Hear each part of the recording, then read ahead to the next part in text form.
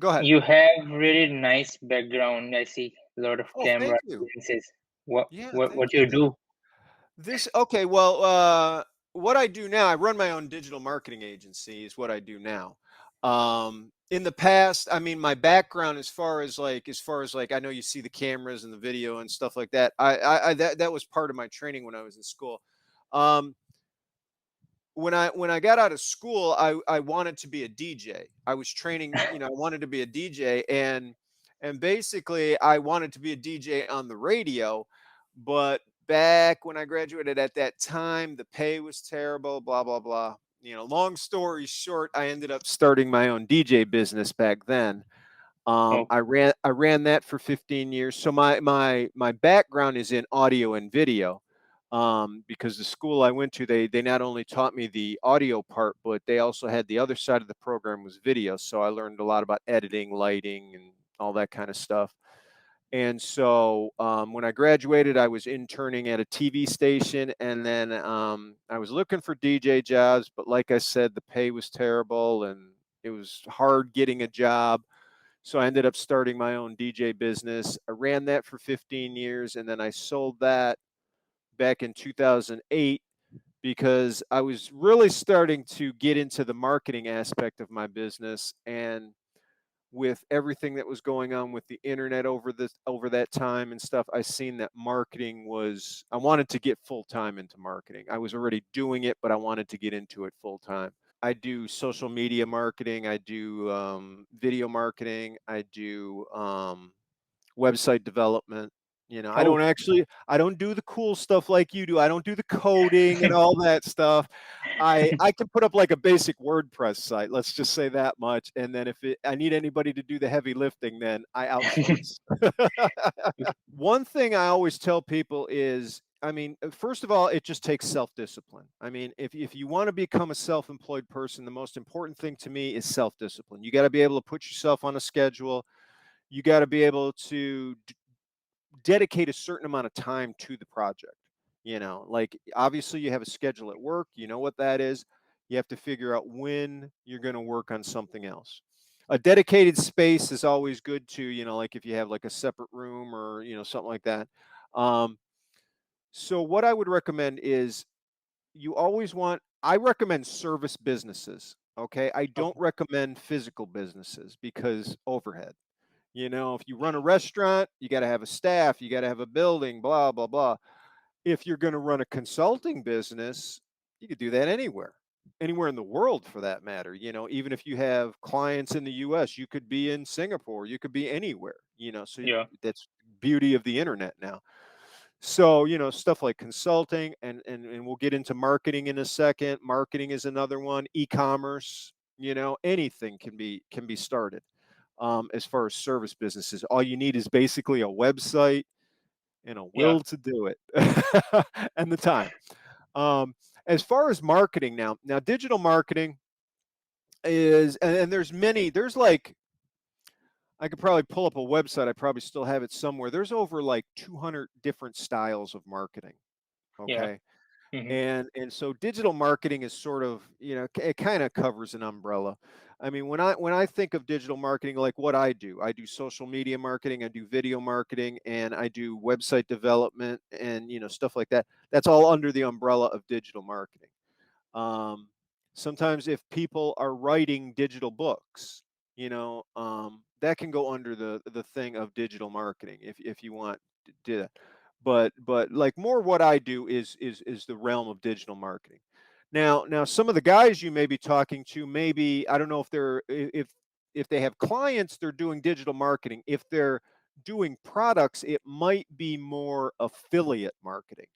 Now, affiliate marketing is one of the first things I got started in back in 1998, 2000, right around that period. But Oh my I know God. I hate to say these numbers because yeah, man, I'm like getting old. Um, but back then it was like the wild wild west too, because the internet was just getting started. That was around the time the dot-com boom came, and Hmm. everything was up for grabs. You could put a banner up on a site and make money just by people clicking on a banner. Well, those days are gone. But affiliate marketing is one of those things where anybody can get into really quick, and you can do it. It's passive income, okay? Um, and you can do a lot of different things with affiliate marketing. I mean, you could basically get started today with affiliate marketing. Amazon has an affiliate marketing program. All the big companies do. Walmart, all of the Alibaba, all of these places have affiliate marketing signups.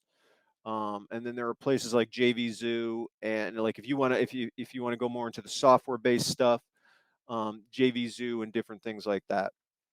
Um, and then there are also, you can do things like app building and stuff like that. I mean, for your knowledge, what you do, I mean, you have so many different ways you could do startups. You could develop your own app. You could do a lot of different things as far as that goes. But like, let's say you wanted to get started with affiliate marketing. Um, Basically, like I said, there are different platforms, and you would basically set up more like a niche blog or something like that. Let's say you wanted to start like a technology blog, or Okay. whatever. Mm. It could be anything, but let's do tech. So, you start writing maybe some articles on, like, let's say you want to write articles about maybe new notebooks coming out or something like that, the top 10 notebooks and why they're like that and stuff like that. So you write a little article on your blog, you name your tech blog, you get a .com domain name, and you set up the blog, do a WordPress or, whatever you want to as far as building the site. Um, Usually you can build a website in a weekend. It's pretty easy to do stuff like that. And then, you specialize in something. Like if you're going to specialize in tech, I mean, you can even niche it down to, like, let's say you want to do something on just wearables or laptops or whatever. Then you do some articles. You write some articles about the stuff, like a top 10 notebooks for 2021 or something like that. And then basically you would go around and sign up for programs like Amazon's affiliate marketing program. It's free to Mm-hmm. sign up, doesn't cost you anything. And basically usually I think they accept people. If they don't accept people instantly now, they'll usually accept you within a few days.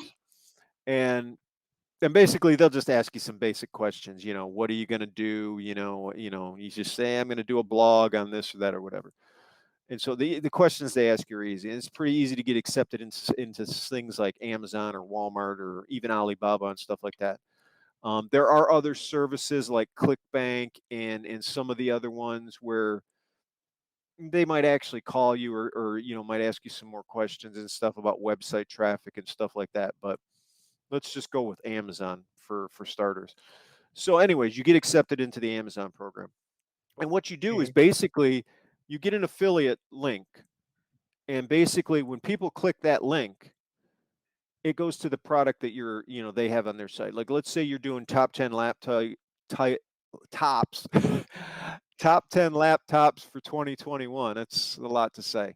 um and so let's say, I don't know, maybe it's a Lenovo whatever, blah blah blah model number, and so that's at the top of the list. So basically you would write a little snippet about the Lenovo, and then basically you'd have a little button, and you would tell people that your site, there might be, because you have to do these disclaimers now. So some links on this site may be affiliate links, just so they know that if they click it, they'll be going to another site. And Yeah, if yeah, they buy something, that you're getting compensated for it. So I think Amazon is around 4 or 5% now. They used to be a lot higher, but so that means anything somebody buys. Now, let's say they click, you have a little button there that takes them to the Lenovo on Amazon. So they click on it, and maybe they don't buy the laptop. Okay, but yeah. a cookie gets dropped with your affiliate code. And let's say they go and buy a TV Mm-hmm. or they buy whatever, you still get a percentage of that. So that's the good thing about Amazon, is that a lot of people shop on Amazon, obviously. Yeah. And even if they don't buy the product that you refer them to, if they do decide to buy, even just like they want to buy some, paper towel or shampoo or whatever, you still get a percentage of that. Even though it's not as much, obviously, if they're buying $1,000 laptop, 4% is nice. But if they're just buying a few items, then you still get 4%. Now, as far as Amazon, the cookie lasts 24 hours. There is a Mm-hmm. way to set it up to where I think it can last 30 days. They used to have that. I don't know if that's still, it's been a while since I've done any Amazon affiliate stuff. They used to have a 30-day cookie. I don't know if they've done away with that. But so if anybody buys anything in that 24 hours, even if they go back in like say 12 hours and buy a TV or something bigger, you still get a commission. Yeah. And that's just one person. Let's say you refer 20 people a day. And even if they're buying small stuff, you're still getting a percentage.